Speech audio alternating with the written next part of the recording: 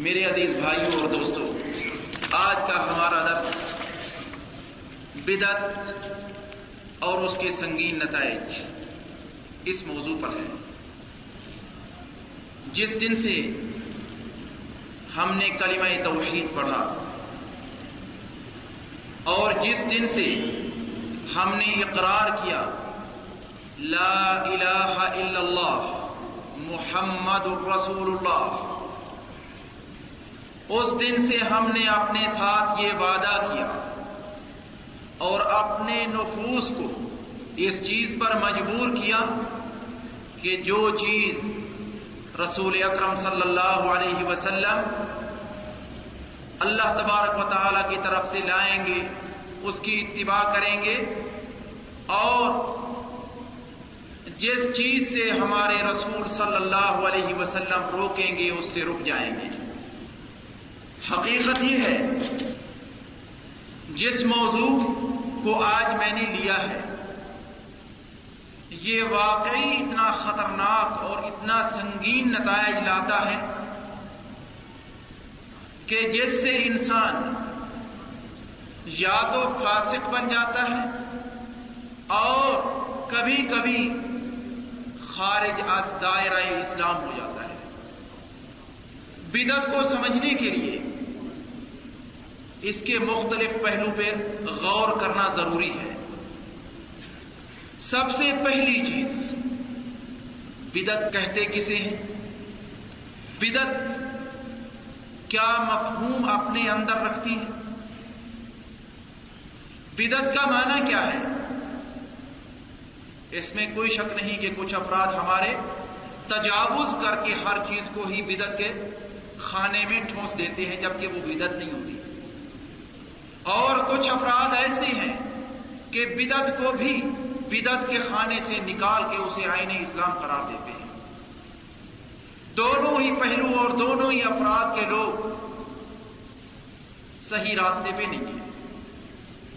سب سے پہلی چیز ہمیں بدعت کا مفہوم سمجھنا ہے۔ بدعت کس چیز کو کہتے ہیں؟ کیونکہ یہ عربی زبان کا لفظ ہے، لہذا اس کا مفہوم سمجھنے کے لیے ہمیں عربی زبان کی طرف ہی لوٹنا ہوگا۔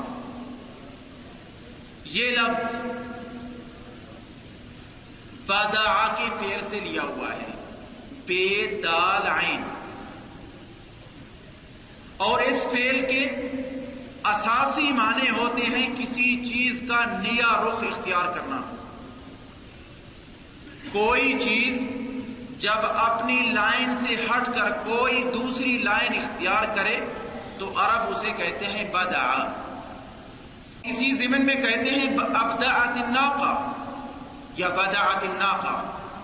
اونٹنی جب اپنی چال جس پہ وہ چل رہی تھی اس سے ہٹ کر کوئی دوسری چال چلنے لگے، گویا کہ وہ آہستہ چل رہی تھی تو دوڑنے لگے، اور اگر وہ دوڑ رہی تھی تو دوڑ سے روک کے وہ آہستہ چلنے لگے، یا وہ چلنے سے عاجز ہو جائے، تو اس حالت میں عرب کہتے ہیں بدعت الناقہ و ابدعت۔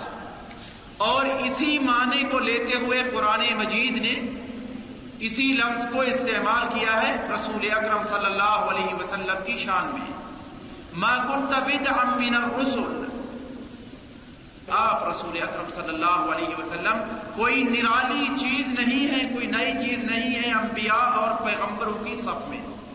پیغمبروں کا بھیجنا اللہ تعالی کا معمول ہے، اور اس انسانی مخلوق کو راہ راست پہ لانے کے لیے انبیاء کا بھیجنا اللہ تعالی نے اپنے ذمہ لیا ہوا ہے، کیونکہ اللہ تبارک و تعالی کسی مخلوق کو بغیر اس کے گناہ کیے اس کو کبھی عذاب نہیں دیتا، اور جب تک اسے گناہ سے بچنے کے لیے پورا انذار اور سارے راستے اس کے سامنے نہ لیے جائیں اور نہ لائے جائیں کہ بھائی یہ آپ نے نہیں کرنا، اس وقت تک انسانی عقل بھی کسی کو عذاب دینے کے لیے یا اس کو مواخذہ کرنے کے لیے اجازت نہیں دیتی۔ مثال کے طور پہ میں اگر آپ کو کہوں کہ بھائی اگر آپ نے یہ کام کیا تو آپ کے اوپر اتنا جرمانہ ہوگا، تو یقیناً مجھے چاہیے کہ جتنے راستے اس کام تک پہنچاتے ہیں اس غلط کار تک اور اس غلط راستے تک، میں سارے آپ کو سامنے بیان کر کے رکھ دوں، تبھی آپ بچ سکیں گے. لیکن اگر راستے میں چھپا کے رکھوں اور پھر کہوں کہ بھائی اس سے بچنا، عقل اس چیز کی اجازت نہیں دے. تو بدعت کا لفظی معنی ہو گیا کوئی نئی چیز ایجاد کرنا جو پہلے موجود نہ ہو. اب آتے ہیں بدعت کے شرعی معنی میں. شریعت نے کس چیز کو بدعت کہا ہے؟ شریعت میں بدعت اس چیز کو کہتے ہیں یا اس کام کو کہتے ہیں جس کو آپ بنقطہ عبادت کریں اور اس کی اجازت شرع اسلام میں نہ ہو. کوئی کام بطور عبادت کریں اور اس کا وجود اور اس کی اجازت ہمیں رسول اکرم صلی اللہ علیہ وسلم اور قرآن مجید میں نہ ملتی ہو. مثال کے طور پہ ہم سبھی جانتے ہیں کہ مغرب کی نماز کی 3 رکعتیں ہیں جو فرض ہیں. کوئی فرد کہتا ہے کہ نہیں بھی میں نے عبادت ہی کرنی ہے تو 3 کی بجائے میں 4 ادا کرتا ہوں، 4 زیادہ ہے. تو اس نے اب اضافہ کیا اور جس چال پہ وہ چل رہا تھا 3 والی اس سے چھوڑ کے اب اس نے ایک اور چال اختیار کی یا ایک اور راستہ اختیار کیا، جبکہ دوسرا راستہ پہلے سے زیادہ کٹن ہے اور پہلے سے زیادہ سنگین ہے اور پہلے سے زیادہ جہد اور مشقت طلب ہے. کیا اس چیز کو شریعت قبول کرتی ہے؟ جو کام عبادت کی نگاہ سے کیا جائے اور شریعت اس کی اجازت نہ دیتی ہو اسے شریعت میں بدعت کہا جاتا ہے. چند مثالیں میں آپ کے سامنے پیش کرتا ہوں. شریعت نے آپ کو لمبے چولے پہننے کی اجازت نہیں دی. ٹخنوں کے نیچے جو لباس بھی ہوگا اس کے بارے رسول اکرم صلی اللہ علیہ وسلم کا ارشاد ہے. آپ فرماتے ہیں صلی اللہ علیہ وسلم دونوں ٹخنوں سے جو بھی لباس نیچے چلا گیا وہ جہنم میں ہے. صاف ظاہر ہے لباس تو جہنم میں نہیں جائے گا لیکن لباس پہننے والا ہی جہنم میں جائے گا. رسول اکرم صلی اللہ علیہ وسلم کے افعال مبارکہ میں یہ ہے کہ آپ سینے پر نماز کے اندر ہاتھ باندھ کے کھڑے ہوتے تھے. اب اگر کوئی فرد عبادت کی نقطۂ نگاہ سے نماز کے اندر ہاتھ کھول کے نماز ادا کرتا ہے تو یقیناً وہ بدعت لایا ہے. تو لہذا بدعت کا ایک عام مفہوم جو سامنے آیا وہ یہ ہے کہ کوئی فعل کوئی کام آپ بطور عبادت کریں اور اس کی اجازت شریعت میں نہ ہو. اس لیے ہم دیکھتے ہیں عظیم سے عظیم کتاب جو بدعت کے اوپر لکھی گئی ہے وہ امام شاطبی کی ہے رحمۃ اللہ علیہ. ابھی تک میں نے اس کا اردو ترجمہ نہیں دیکھا، 2 جلدوں میں ہے. امام الشاطبی کی کتاب ہے الاعتصام بالسنہ، سنت کو پکڑنا. کیونکہ جو ہی انسان سنت کو چھوڑتا ہے فوراً وہ بدعت میں جاتا ہے. اس سے قبل کہ میں بدعت کے مختلف پہلو آپ کو بتلاؤں ایک ذہن میں سوال اٹھتا ہے اور وہ عموماً ہر ذہن کے لیے کبھی نہ کبھی کسی نہ کسی موقع پہ ضرور اس کے سامنے آتا ہے. جب بدعت کا معنی ہے نئی چیز کا ایجاد کرنا بطور عبادت، یہی مفہوم ہے بدعت کا مختصر. تو لہذا اب اگر ہم غور سے دیکھیں وحی رسول اکرم صلی اللہ علیہ وسلم کے فوت ہونے سے صلی اللہ علیہ وسلم ختم ہو گئی. وحی کا معنی تھا کہ ہمارے جتنے مشکلات زندگی ہیں ان سب کو حل کر کے دینا. جبکہ مشکلات زندگی ختم نہیں ہوئی رسول اکرم صلی اللہ علیہ وسلم کے لحوق رب جل وعلا سے. رسول اکرم تو اپنے رب کے پاس چلے گئے صلی اللہ علیہ وسلم، لیکن زندگی کی مشکلات، زندگی کی تجدید، اس کے اندر مختلف پہلو وہ تو ابھی تک باقی ہیں. تو لہذا ان کے لیے کیا حکم ہے؟ اب مثال لے لیں، یہ جو قمیص میں پہنے ہوئی ہوں، جو لباس آپ پہنے ہوئے ہیں، یہ رسول اکرم صلی اللہ علیہ وسلم کے زمانے میں تو نہیں تھا نا. یقیناً آپ کہیں گے آپ کے زمانے میں تو نیچے تہمد ہوتا تھا، اوپر تہمد نمایاں چادر ہوتی تھی جو آپ لیتے تھے علیہ الصلوۃ والسلام. تو لہذا یہ بھی بدعت میں شامل ہے. تو اس وقت شریعت نے اس لباس کے بارے ہمیں کہاں حکم دیا ہے کہ یہ پہننا ہے یا نہیں پہننا؟ کیا یہ بھی بدعت میں شامل ہے یا نہیں؟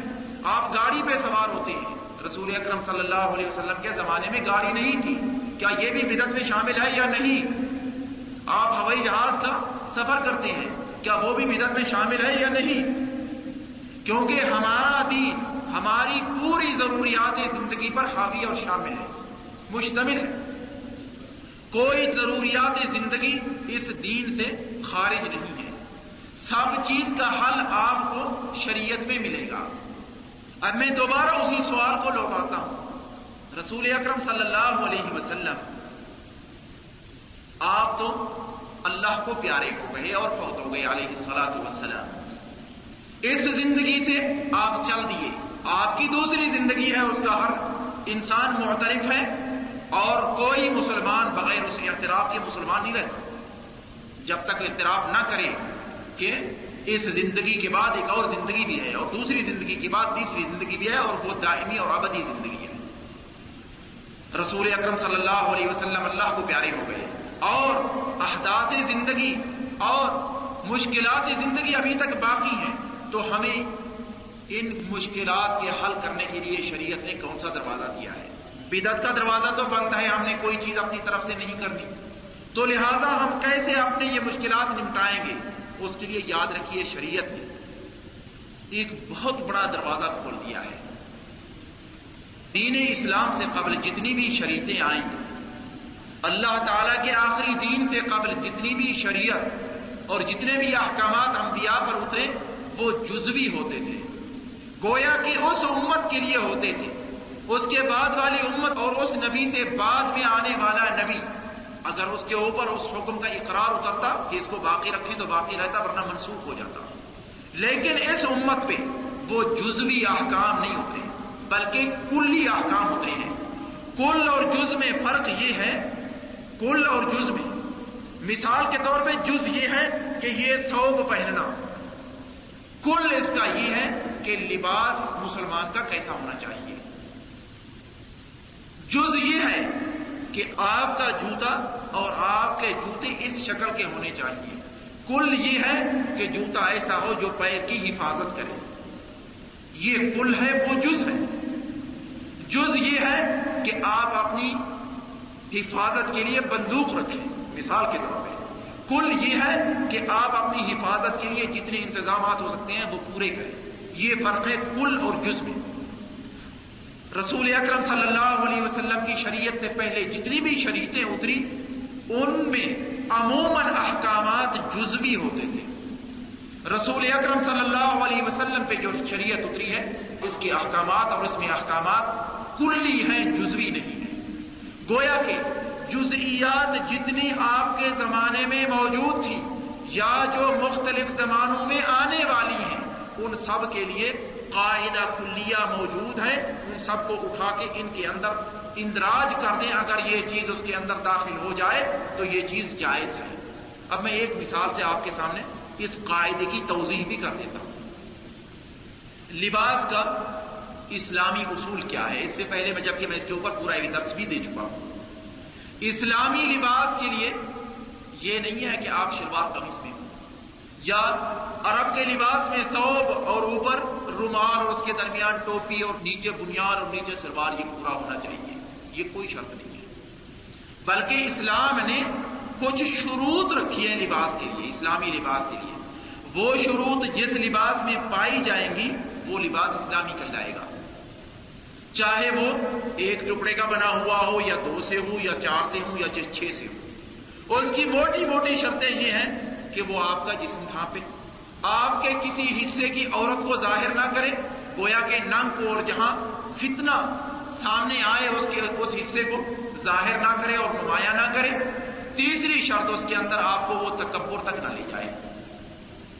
3 شرطیں ہیں لباس کی اسلام کے اندر، موٹی 3 شرطیں۔ یہ 3 شرطیں جس لباس میں پائی جائیں گی اسے ہم اسلامی لباس کہیں گے۔ اب انڈونیشیا والوں کا لباس دیکھ لیجیے، پاکستان کے لباس سے مختلف ہے۔ آپ پاکستان اور ہندوستان کے لباس کو دیکھ لیں، وہ انڈونیشیا کے لباس سے مختلف ہے۔ آپ ذرا آگے آ جائیں عرب کے علاقوں میں تو ان کا لباس مختلف ہے، ذرا سودان میں چلے جائیں تو ان کا لباس بھی مختلف ہے۔ ان کا لباس تو یوں ہے کہ جو بھی ان کا قمیص ہے لمبا ضرور ہے، اس کے آگے بھی ایک جیب ہے اور پیچھے بھی ایک جیب ہے، چاہے تو اسے آگے سے پہن لے اور چاہے تو پیچھے سے استعمال کر لے، دونوں سائڈیں اس کی استعمال ہوتی ہیں۔ اسلام نے جو اٹل اصول دیا ہے، میں لوٹتا ہوں اسی قاعدے کی طرف، اسلام کے اصول وہ کلی ہے، جبکہ رسول اکرم صلی اللہ علیہ وسلم سے جتنے شرائع پہلے آئی ہیں، شریعتیں پہلے آئی ہیں، ان سب کے اندر اصول کلی کم اور جزوی زیادہ۔ لہذا اب جب زندگی کے مشکلات متجدد ہیں، ان کے لیے ہمیں حکم ملتا ہے یا نہیں؟ ضرور ملتا ہے۔ کیوں؟ کیونکہ ہمیں جو قاعدہ ملا ہے اللہ تعالیٰ کی طرف سے وہ کلی ہے۔ لباس چاہے وہ اس حالت میں ہو یا جو اس وقت پاکستانی پہنتے ہیں، اور ممکن ہے آگے چل کے وہ 2 کی بجائے 3 ٹکڑوں کا ہو جائے، اینو کہ 3 کی بجائے 4 کا ہو جائے، اس کا شریعت میں حکم موجود ہے یا نہیں؟ یقیناً موجود ہے، کیونکہ شریعت نے اٹل اصول دیے ہیں، تو لہذا بدعت کی کوئی گنجائش باقی شریعت نے نہیں رکھی۔ اس لیے ہم دیکھتے ہیں کہ رسول اکرم صلی اللہ علیہ وسلم آپ اپنے ہر خطبے میں یہی کہتے تھے علیہ الصلاۃ والسلام، بدعت سے پناہ مانگتے تھے، اے اللہ مجھے بدعت کی طرف نہ لے جاؤ، وَكُلُّ بِدْعَةٍ ضَلَالَةٍ، یہی کہتے تھے کہ ہر بدعت گمراہی ہے، وَكُلُّ ضَلَالَةٍ فِي النَّارِ، اور ہر گمراہی جہنم لے جانے والی ہے۔ یہ تو ہے بدعت کا مفہوم، و بدعت کے اوپر ایک جو سوال ابھرتا ہے اور عموماً ہر ذہن کے اندر ابھرتا ہے کہ بھائی اگر بدعت سے کام نہیں چلائیں گے تو زندگی رک جائے گی۔ میں کہتا ہوں یہ ضروری نہیں ہے، بالکل شریعت نے بدعت کا دروازہ بند کیا ہے، بلکہ اس کے مقابلے میں شریعت نے اصول دیے ہیں، ان اصول کے نیچے آپ جتنی جزئیات زندگی کی اور جتنے مشکلات آپ کے سامنے ہیں ان سب کا علاج موجود ہے۔ مثال کے طور پہ میں آپ کے سامنے ایک چھوٹی سی مثال عرض کرتا ہوں۔ دیکھیے آج کے زمانے میں بیمہ ہے، ٹھیک ہے، اس کی مختلف شکلیں ہیں، کبھی زندگی کا بیمہ ہوتا ہے، کبھی کار کا ہوتا ہے، کبھی بڑی گاڑی کا ہوتا ہے، کبھی کسی عمارت کا ہوتا ہے، کبھی کس کا ہوتا ہے، بیمہ ہے۔ رسول اکرم صلی اللہ علیہ وسلم کے زمانے میں بیمے کا تصور نہیں تھا، بلکہ خلفائے راشدین کی زندگی میں بیمے کا تصور نہیں تھا، نیچے اترتے ہیں، آج سے تقریباً 150 سال تک بیمے کا کوئی تصور نہیں تھا، لیکن آج بیمہ موجود ہے۔ کیا بیمہ جائز ہے یا نہیں؟ سوال یہ اٹھتا ہے۔ شریعت تو ایسی ہے ہماری کہ اس کے اندر پورے جتنے بھی احکامات آ گئے ہیں یا آنے والے ہیں ان سب کا حل موجود ہے، تو لہذا بیمہ جائز ہے یا نہیں؟ میں یقین سے کہتا ہوں کہ بیمے کی چند شقیں اور چند اس کے نمونے اور چند اس کی اقسام وہ قطعاً ناجائز ہیں اور شریعت کبھی ان کی اجازت نہیں دیتی۔ مثال کے طور پہ بیمہ زندگی، زندگی وہ آپ کی اپنی نہیں ہے، وہ اللہ تعالیٰ کا دین اور عطیہ ہے۔ آپ کون سے ہیں کہ آپ اس کے اوپر بیمہ کرائیں اور اس کی ضمانت لیں؟ بیمہ کے معنی ضمانت کے ہیں، آپ اپنی زندگی کی ضمانت لیتے ہیں، آپ کو اپنی ایک پل کی ضمانت نہیں ہے، یہاں بیٹھے ہوئے ہیں ممکن ہے جو سانس نیچے گیا ہے وہ اوپر ہی نہ آئے، کون سی ضمانت دے سکتے ہیں؟ آپ چاہتے ہیں کہ ضمانت ملے آپ کو، لیکن اس کے مقابلے میں بیمے کے مقابلے میں اسلام نے زمان اجتماعی گویا کہ لاغر عاجز اور اس سے ملتے جلتے جتنے افراد ہیں اور جہاں جہاں خسارہ انسان کو لاحق ہوتا ہے اس کے لیے مختلف سکیمیں دی ہیں، مختلف شقیں انسانیت کے سامنے رکھی ہیں، اگر ایسا ہو جائے تو اس کا حل یہ ہے۔ اب میں آتا ہوں بدعت کی اقسام پر۔ بدعت کی قسمیں کیا ہیں؟ کیا باقی جو لوگ کہتے ہیں کہ بدعت حسنہ ہے اور بدعت سیئہ ہے، کیا واقعی اس کا وجود ہے یا واقعی بدعت پوری کی پوری اس کی ایک ہی قسم ہے؟ میں کہتا ہوں کہ جب بدعت کا معنی عبادت کے مفہوم میں لیا جائے گا اور عبادت اللہ تعالیٰ کے لیے ہوتی ہے تو اس میں حسنہ اور سیئہ کا کوئی تصور نہیں ہے، وہ ہمیشہ ہی سیئہ ہوتی ہے۔ اور حضرت عمر رضی اللہ تعالی عنہ سے جو قول منقول ہے اور عموماً جو لوگ بدعت کرتے ہیں وہ کہتے ہیں بھیا دیکھیے حضرت عمر نے بھی تو کہا ہے رضی اللہ تعالی عنہ، نعم البدعۃ ھذہ، بہت اچھی بدعت ہے یہ۔ کون سی؟ کہ آپ نے جب لوگوں کو دیکھا رمضان المبارک کے اندر ہر ایک اکیلا اپنی مختلف نمازیں تراویح ادا کر رہا ہے، آپ نے رضی اللہ تعالی عنہ سب صحابہ کو جمع کر کے ابی بن کعب رضی اللہ تعالی عنہ کو حکم دیا کہ چلو آگے بڑھو اور لوگوں کو نماز پڑھاؤ اور 20 رکعتیں پڑھاؤ۔ اس کے بعد آپ نے فرمایا نعم البدعۃ ھذہ، بہت ہی اچھی بدعت ہے۔ اصل میں اس کا مفہوم یاد رکھیے، یہ ایک اٹل اور اصول جو میں نے بتلایا اسی کے تحت یہ ایک شق ہے اس کی۔ رسول اکرم صلی اللہ علیہ وسلم نے تراویح کی نماز پڑھائی ہے یا نہیں؟ پڑھائی ہے، تو لہذا حضرت عمر نے کوئی نئی چیز تو نہیں کی۔ جو نئی چیز انہوں نے کیا یہ ہے کہ لوگ اکیلا اکیلا پڑھ رہے تھے، ان سب کو جمع کر دیا، اور اسلام کے اندر اجتماعی تصور ہے، انفرادی تصور ہی نہیں ملتا۔ تو لہذا ان کا مقصود رضی اللہ تعالی عنہ نعم البدعۃ ھذہ وہ شرعی بدعت قطعا نہیں تھا، بلکہ ان کا مقصود لغوی بدعت تھا کہ ایک نئی چیز ہم نے ایجاد کی ہے جس سے اسلام کو فائدہ پہنچ سکتا ہے، نقصان نہیں۔ اسلام اجتماعی نظام ہے، نہ کہ انفرادی نظام۔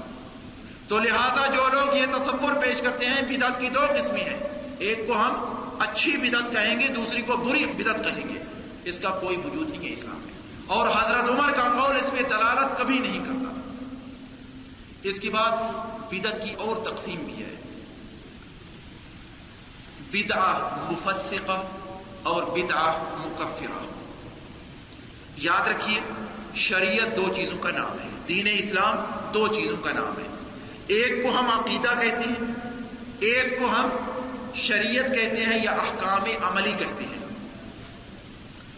اللہ تعالی کی وحدانیت کی گواہی دینا، اس کا تعلق کہاں سے ہے؟ عقیدے سے ہے، کیونکہ ذہن کے اندر یہ چیز آئے گی، دل سے گواہی دیں گے، زبان سے تلفظ کریں گے، پھر اسی تلفظ اور تصدیق کے مطابق جب عمل کر کے دکھائیں گے تو یہ شریعت میں داخل ہوگا۔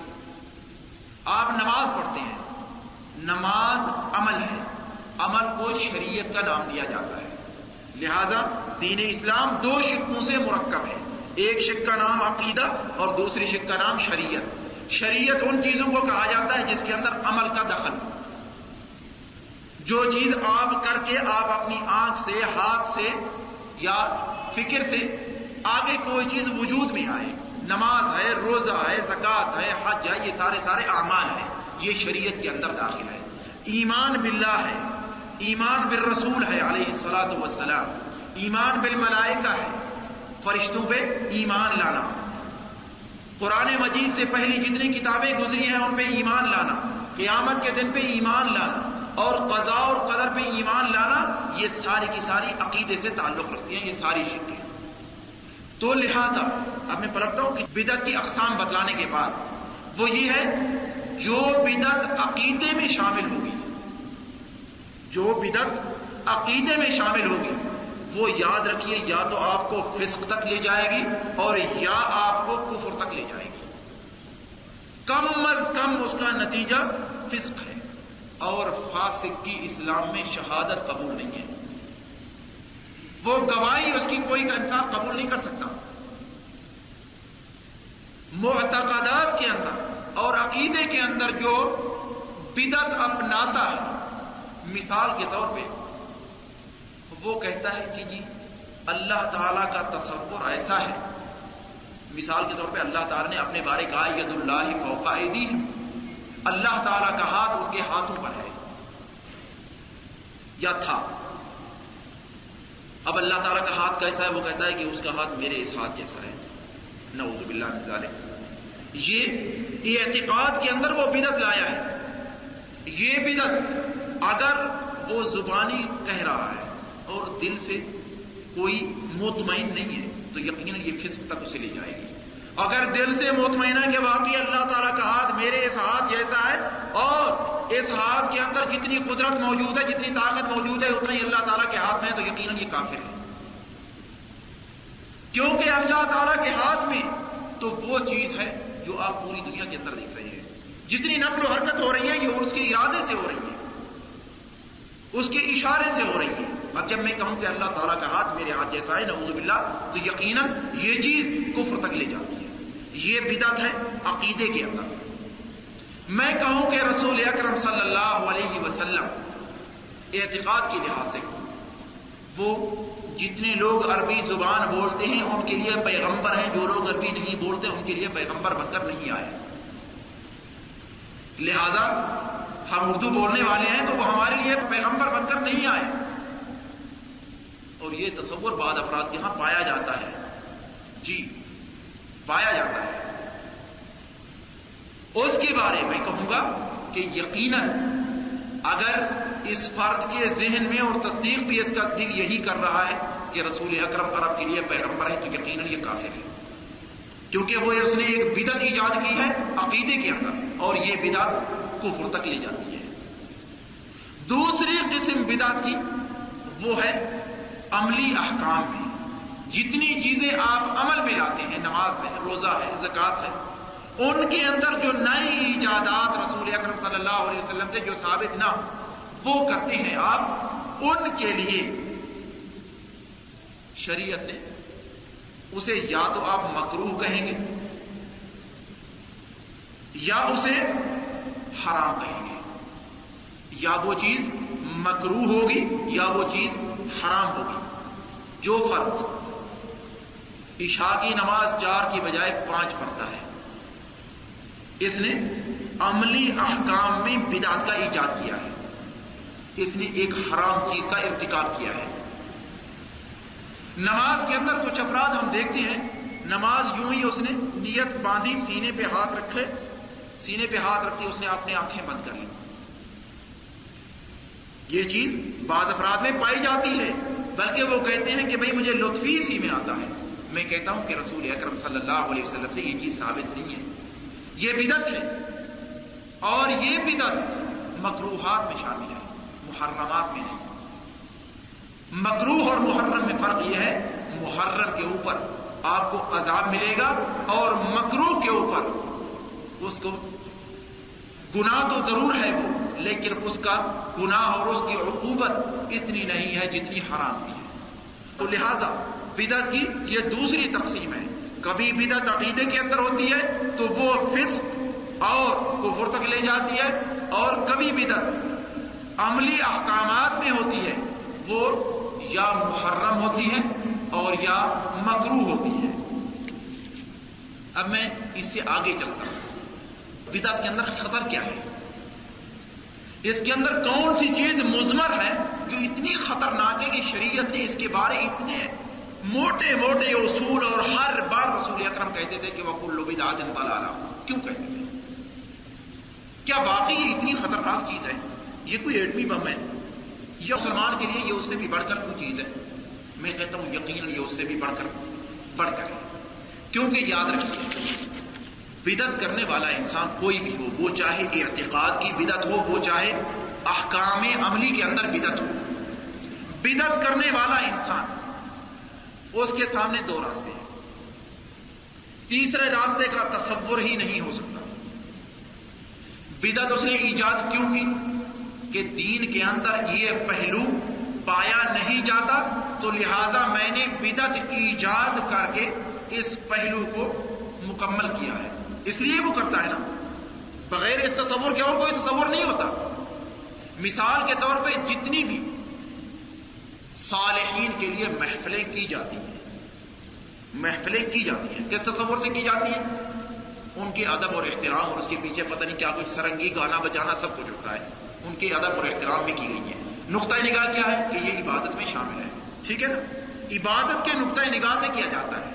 رسول اکرم صلی اللہ علیہ وسلم کے زمانے میں یہ چیز نہیں تھی، صحابہ کے زمانے میں نہیں تھی، تابعین کے زمانے میں نہیں تھی، لیکن یہ مغلوں کے زمانے کی ایجاد ہے، لہذا جب یہ دینی نقطۂ نگاہ سے کی جائے گی تو یقیناً جو کرنے والا ہے اس کو پہلے سے نہ رسول اکرم صلی اللہ علیہ وسلم کے ہاں یہ چیز ملی، نہ صحابہ کے ہاں، نہ تابعین کے ہاں، نہ تبع تابعین کے ہاں، تو لہذا اس کے ذہن میں یہ ہے کہ دین ناقص ہے، کیونکہ دین کے اندر یہ چیز ملتی ہی نہیں، رسول اکرم صلی اللہ علیہ وسلم کے زمانے میں نہیں ملی، لہذا دین ناقص ہے، اور وہ قرآن کو جھٹلاتا ہے۔ اليوم اکملت لکم دینکم واتممت علیکم نعمتی ورضیت لکم الاسلام دینا۔ اليوم اکملت لکم دینکم، میں نے آج تمہارے لیے تمہارا دین مکمل کر دیا ہے۔ جو انسان دین کے اندر نئی ایجاد کر رہا ہے وہ اس خبر کو جھٹلا رہا ہے اور اس کی تکذیب کر رہا ہے اور کہتا ہے کہ دین کامل نہیں ہے۔ اليوم اکملت لکم دینکم واتممت علیکم نعمتی، اور میں نے اپنی نعمت تمہارے لیے پوری کر دی ہے، کیونکہ دین سے بڑھ کر کوئی نعمت نہیں ہے۔ وَرَضِيتُ لَكُمُ الْإِسْلَامَ دِينًا، اور میں نے تمہارے لیے دین اسلام ہی پسند کیا ہے۔ یہ تو ہے بدعت کرنے والے کا پہلا رخ کہ وہ اللہ تبارک و تعالیٰ کی اس خبر کو جھٹلاتا ہے۔ اب اس کے لیے دوسرا راستہ کیا ہے؟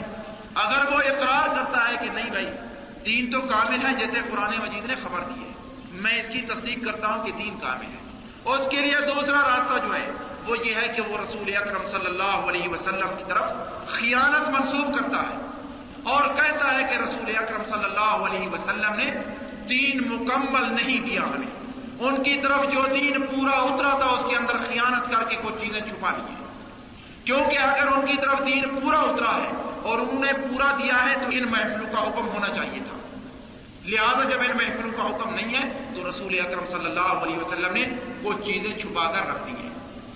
تو بدعت کرنے والے کے سامنے یہ دو ہی راستے ہیں، یا وہ اللہ تعالیٰ کے قرآن مجید کے اندر دی ہوئی خبر کو جھٹلاتا ہے یا رسول اکرم صلی اللہ علیہ وسلم کی طرف خیانت منسوب کرتا ہے، تیسرا کوئی راستہ اس کے سامنے نہیں ہے، اور یہ دونوں ہی چیزیں اسلام کے اندر کفر کے مترادف ہیں اور کفر کے مساوی ہیں۔ جو اللہ تعالیٰ کی خبر کو جھٹلاتا ہے وہ کافر ہے، جو رسول اکرم صلی اللہ علیہ وسلم کی طرف خیانت منسوب کرتا ہے وہ کافر ہے، کیونکہ اللہ تعالیٰ نے رسول اکرم صلی اللہ علیہ وسلم کی امانت کی خبر اپنے قرآن مجید میں دی ہے۔ وَمَا يَنطِقُ عَنِ الْهَوَىٰ إِنْ هُوَ إِلَّا وَحْيٌ يُوحَىٰ، وہ اپنی طرف سے کچھ نہیں کہتا بلکہ وہ وہی چیز کہتا ہے جو اس کی طرف وحی کی جاتی ہے۔ وَلَوْ تَقَوَّلَ عَلَيْنَا بَعْضَ الْأَقَاوِيلِ، اگر وہ چند جملے اپنی طرف سے گھڑ کر اللہ تعالیٰ کی طرف منسوب کر دے، وَلَوْ تَقَوَّلَ عَلَيْنَا بَعْضَ الْأَقَاوِيلِ لَأَخَذْنَا مِنْهُ بِالْيَمِينِ، ہم اسے فنا کر دیں، ختم کر دیں۔ رسول اکرم صلی اللہ علیہ وسلم کی طرف اس چیز کا تصور بھی نہیں ہو سکتا۔ میں کہتا ہوں مسلمان تو دور کی بات ہے، رسول اکرم صلی اللہ علیہ وسلم بعثت سے پہلے سب سے پہلی دعوت جو آپ نے دی تھی اس آپ نے کیا فرمایا تھا؟ آپ نے فرمایا تھا علیہ الصلاۃ والسلام، لوگوں کو جمع کرنے کے بعد آپ نے سب لوگ آپ کے سامنے ہیں، آپ نے فرمایا ارائیتم لو اخبرتکم ان خیلا بالوادی ترید ان تغیر علیکم فکنتم مصدقین، اگر میں آپ لوگوں کو خبر دے دوں کہ اس پیچھے والی وادی میں اور پیچھے والے اس پہاڑ کے پیچھے کچھ دشمن گھوڑے سوار آپ کے لیے موجود ہیں، کیا تم میری اس خبر کی تصدیق کرو گے؟ سب نے بیک زبان یہ جواب دیا تھا ما جربنا علیک کذبا، ہم نے کبھی آپ کی زبان مبارک سے جھوٹ نہیں سنا۔ گویا کہ اگر آپ نے یہ خبر دی تو اس میں بھی آپ سچے ہوں گے، کیونکہ آپ کی زبان مبارک سے کبھی بغیر سچ کے کچھ نہیں نکلا، ہمیشہ سچ ہی سچ نکلا ہے۔ تو لہذا بدعت کرنے والا اور اس کا اقدام کرنے والا اور اس پہ عمل کرنے والا انسان، کیونکہ یا تو وہ اللہ تعالیٰ کے قرآن کو جھٹلاتا ہے اور یا وہ رسول اکرم صلی اللہ علیہ وسلم کی امانت کے اندر خیانت منسوب کرتا ہے۔ اب اس سے ذرا میں آگے چلتا ہوں، شریعت کے اندر وہ امر اور وہ فعل جو بدعت سے ایجاد ہوا، کیا شریعت اسے قبول کرتی ہے یا نہیں؟ اس کے بارے شریعت کا کیا حکم ہے اور مسلمان کے لیے اس کے بارے کیا حکم ہے؟ رسول اکرم صلی اللہ علیہ وسلم کا فرمان ہے، آپ فرماتے ہیں صلی اللہ علیہ وسلم من احدث فی امرنا ھذا ما لیس منہ فہو رد، جس نے کوئی چیز ہمارے اس دین کے اندر ایجاد کی اور اس کا ہمارے یہاں سے کوئی وجود نہیں ہے وہ مردود ہے، وہ اس کے منہ پہ ماری جائے گی، اسے مسلمان کو کبھی قبول نہیں کرنا چاہیے۔ دوسری حدیث میں آتا ہے، یہ بخاری اور مسلم کی روایت ہے، دوسری حدیث میں آتا ہے آپ فرماتے ہیں صلی اللہ علیہ وسلم من عمل عملا لیس علیہ امرنا فہو رد، جس نے کوئی عمل کیا کوئی فعل بجا لایا اور اس کے اوپر ہمارا فرمان نہیں ہے، وہ فعل اور وہ قول اور وہ عمل مردود ہے، وہ کبھی مقبول نہیں ہے عند اللہ۔ اور اسی وجہ سے ہم دیکھتے ہیں رسول اکرم صلی اللہ علیہ وسلم آپ اپنے ہر خطبے میں یہی تلفظ فرماتے تھے اور یہی کہتے تھے اور اسی بدعت کی طرف اشارہ کرتے تھے کل بدعت ضلالہ وکل ضلالۃ فی النار. بدعت ایک گمراہی ہے، بدعت گمراہی ہے اور گمراہی ہمیشہ جہنم میں دھکیل دینے والی ہے. اور دوسرے خطبے میں آپ یوں فرمایا کرتے تھے علیہ الصلاۃ والسلام، آپ فرماتے تھے اما بعد فإن خیر الحدیث کتاب اللہ. خیر الحدیث سب سے اچھی گفتگو اور سب سے اچھا کلام وہ اللہ تعالیٰ کی کتاب ہے. اما بعد فإن خیر الحدیث کتاب اللہ وخیر الہدی ہدی محمد، اور بہترین سے بہترین ہدایت کا راستہ وہ محمد علیہ الصلاۃ والسلام کا دیا ہوا راستہ ہے. وشر الامور محدثاتها، اور شر سے شر احکام وہ ہے جو انسان اپنی طرف سے گھڑ کے اللہ تعالیٰ کے دین میں شامل کر دے. شر الامور محدثاتها وکل بدعۃ ضلالہ، اور ہر بدعت گمراہی اور ضلالت ہے. اس حدیث کو بھی امام مسلم رحمۃ اللہ علیہ نے اپنی صحیح کے اندر روایت فرمایا ہے. اس کے بعد میں چلتا ہوں، یہ تو تھا کہ اس حکم کی طرف اشارہ جو بطور بدعت کیا جائے.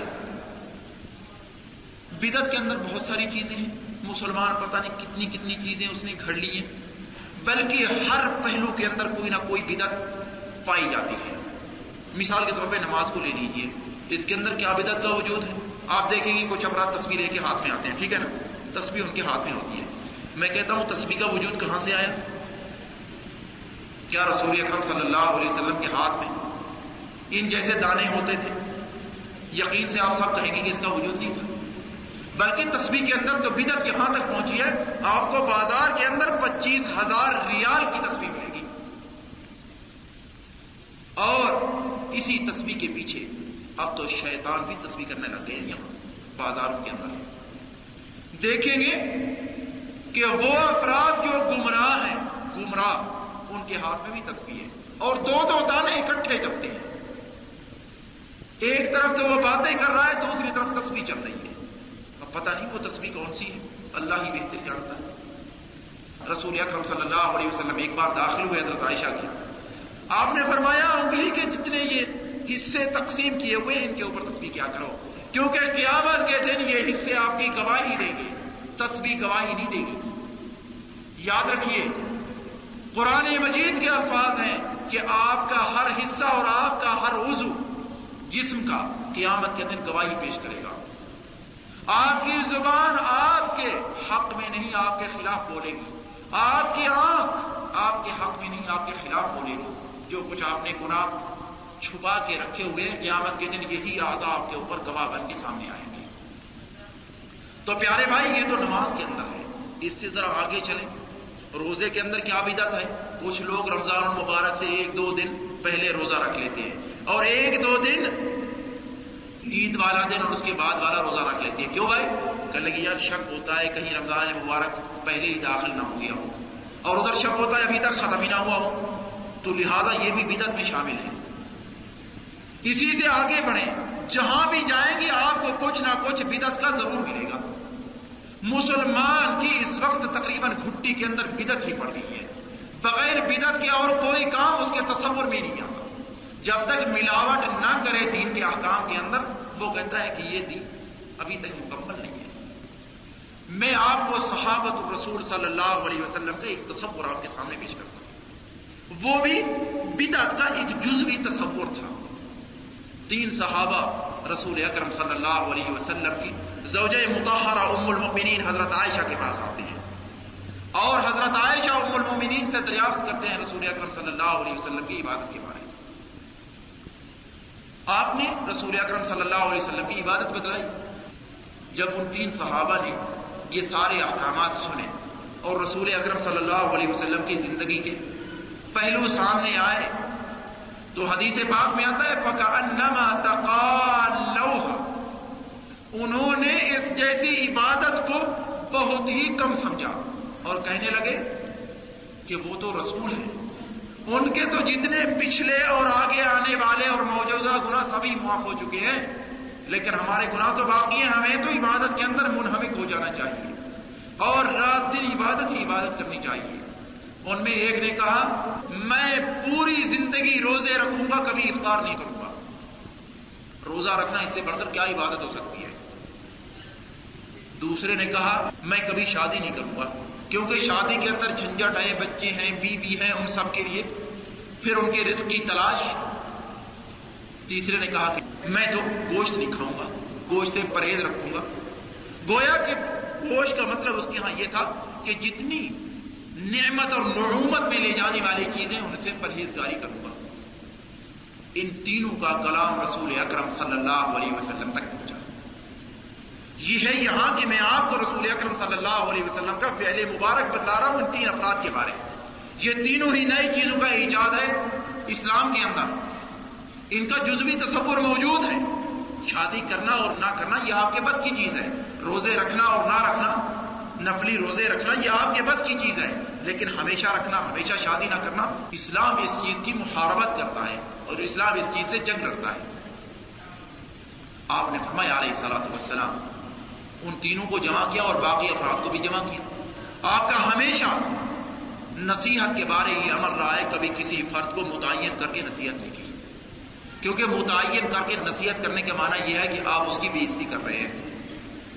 آپ اس کی بے عزتی کر رہے ہیں اور متعین کر کے نصیحت کرنا بے عزتی کے مترادف ہے.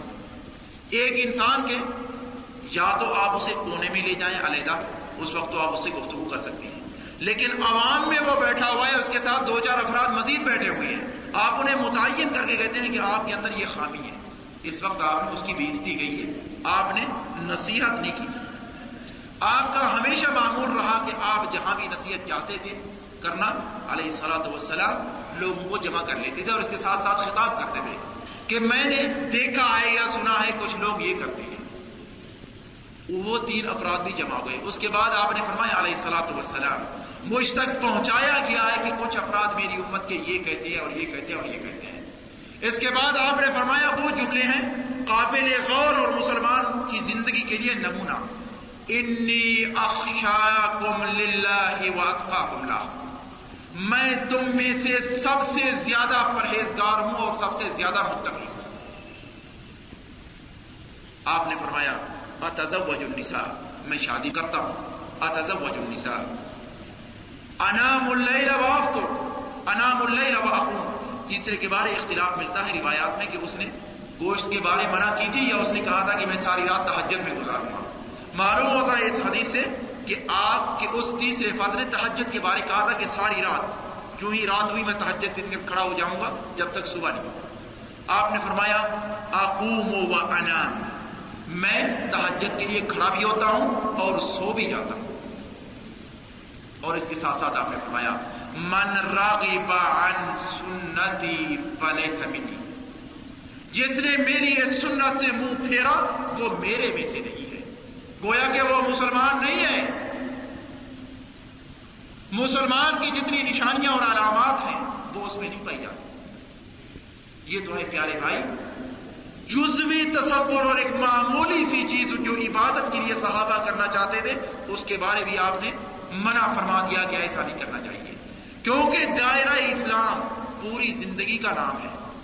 آپ جب اپنے بچوں کے لیے رزق کی تلاش میں نکلتے ہیں تو یقین جانے اس وقت بھی آپ عبادت کے اندر ہیں.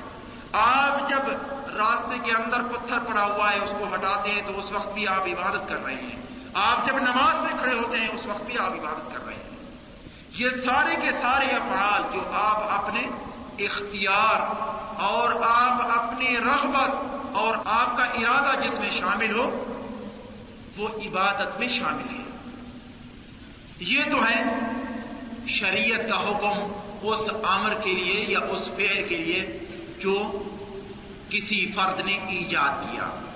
اس کے بعد میں آتا ہوں شریعت کا حکم بدعت کرنے والے کے لیے. یہ تو تھا وہ کام جو بدعت کے طور پہ ایجاد کیا گیا. اب ہے ایجاد کرنے والے کے لیے شریعت کا کیا حکم ہے. کیا وہ مسلمان رہتا ہے یا اس کا ایمان کمزور ہو جاتا ہے یا وہ کس حالت میں باقی رہتا ہے. میں اپنی طرف سے کچھ نہیں کہوں گا. رسول اکرم صلی اللہ علیہ وسلم کا قول مبارک آپ کے سامنے رکھتا ہوں. میں اپنی طرف سے کچھ کہوں تو یقیناً مجرم ہوں، لیکن رسول اکرم صلی اللہ علیہ وسلم کا قول مبارک آپ کے سامنے رکھوں تو یقیناً میں ان کی دعوت کی تبلیغ کر رہا ہوں۔ آپ فرماتے ہیں صلی اللہ علیہ وسلم ایما داع دعا الى ضلالہ فاتبع، جو فرد کسی ضلالت، یہاں ضلالت سے مقصود بدعتی ہے، ایما داع دعا الى ضلالہ فاتبع، اور اس کی اتباع کی گئی اس گمراہی میں، فإن له مثل اوزار من اتبع، اس کو اتنی گناہ لاحق ہوگا جتنی گناہ جو فرد اس کے بعد آیا اور اس نے اس کی اتباع کی۔ گویا کہ بدعت کا گناہ اس فرد تک محدود نہیں رہتا، بلکہ اس کے پیچھے بھی جتنے افراد اس بدعت کو کرنے آئیں گے یا کریں گے ان کا گناہ بھی اس مبتدع شخص تک پہنچے گا، وہ ان کا شریک جرم ہے، کیونکہ وہی موجد ہے اس بدعت کا۔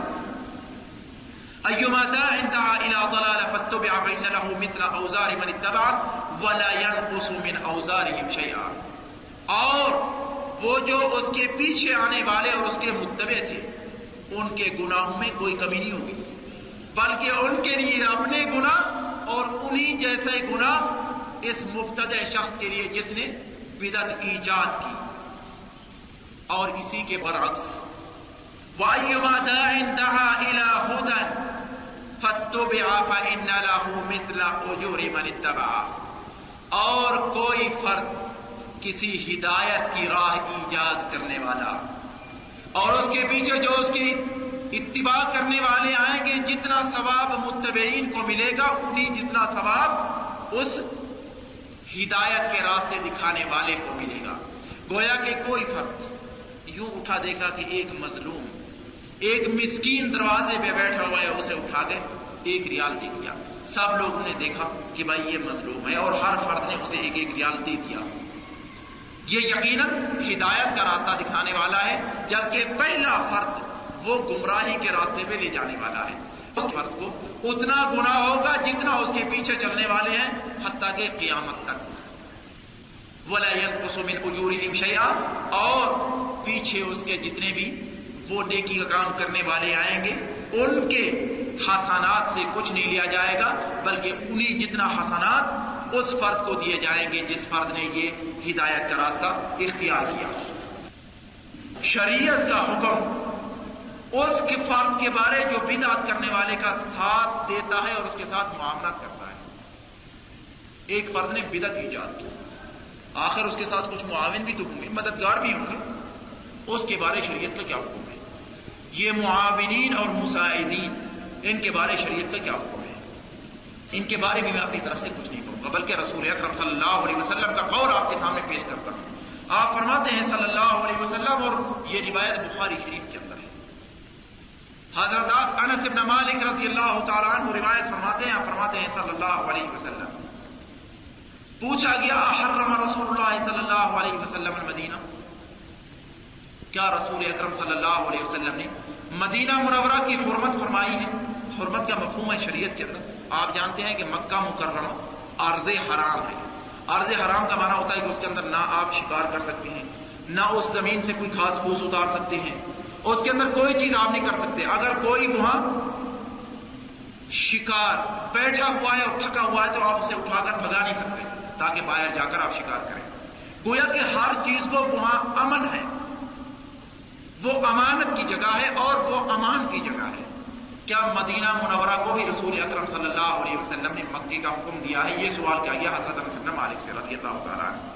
قال نعم، آپ نے فرمایا کہ ہاں، مدینہ منورہ کی حیثیت مکہ معظمہ کی حیثیت ہے، دونوں کے احکامات ایک جیسے ہیں۔ ما بین کذا الی کذا، آپ نے فرمایا کہ اس پہاڑ سے اس پہاڑ تک، اور اس کی نشاندہی دوسری احادیث میں کر دی گئی ہے۔ جبل احد سے لے کر مسجد قباء کے پیچھے والا پہاڑ اور حرہ شرقیہ اور حرہ غربیہ والے 2 پہاڑ وہ آج بھی موجود ہے مدینہ منورہ کے اندر، جو فرد دیکھنا چاہے آج بھی اسے نظر آتے ہیں۔ یہ مدینہ منورہ کی حرمت کا احاطہ ہے اور یہ حرمت کی جگہ ہے مدینہ منورہ کی۔ اس کے پیچھے جو آپ شکار بھی کر سکتے ہیں اور جتنے احکامات ارض حرام سے متعلق ہیں وہ سارے آپ اپنے اوپر لاگو کر سکتے ہیں۔ لا یقطع شجرها، وہاں کوئی درخت نہیں کاٹا جائے گا. من احدث فیہا حدثا، جس فرد نے کسی بدعت کا ایجاد کیا اس زمین میں، فعلیہ لعنت اللہ، فعلیہ لعنت اللہ، اس کے اوپر اللہ تعالیٰ کی لعنت ہے اور اللہ تعالیٰ کی لعنت ہے. ہم ایک دوسرے کے لیے لعنت کا لفظ بڑی آسانی سے استعمال کر لیتے ہیں، جبکہ لعنت کا تصور جو اسلام نے دیا ہے، یقین جانے اس سے بڑھ کر کوئی طاقتور لفظ نہیں ہے جو ڈرانے کے لیے استعمال کیا گیا.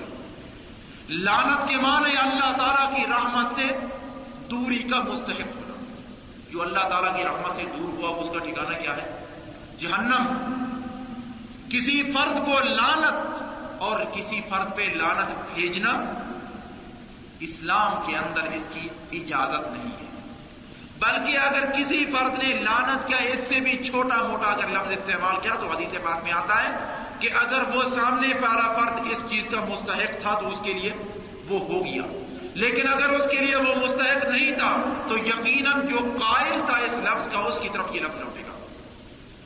آپ جس فرد کو لعین کہہ رہے ہیں کہ لعنت کا خطاب دے رہے ہیں، اگر وہ لعنت کا مستحق نہیں ہے تو یقیناً میں کہتا ہوں کہ وہ لعنت آپ کی طرف لوٹے گی، کیونکہ رسول اکرم صلی اللہ علیہ وسلم نے اس چیز کی خبر دی اور رسول اکرم صلی اللہ علیہ وسلم کی خبر ہمیشہ سچی رہی اور رہے گی اور ہوتی ہے علیہ الصلوۃ والسلام. فعلیہ لعنت اللہ، اس کے اوپر ہے اللہ تعالیٰ کی لعنت، والملائکہ، اور اس کے فرشتوں کی لعنت، فرشتے بھی اس کے اوپر لعنت بھیجتے ہیں. اجمعین، سارے فرشتے لعنت بھیجتے ہیں. فرشتوں کی تعداد کیا ہے؟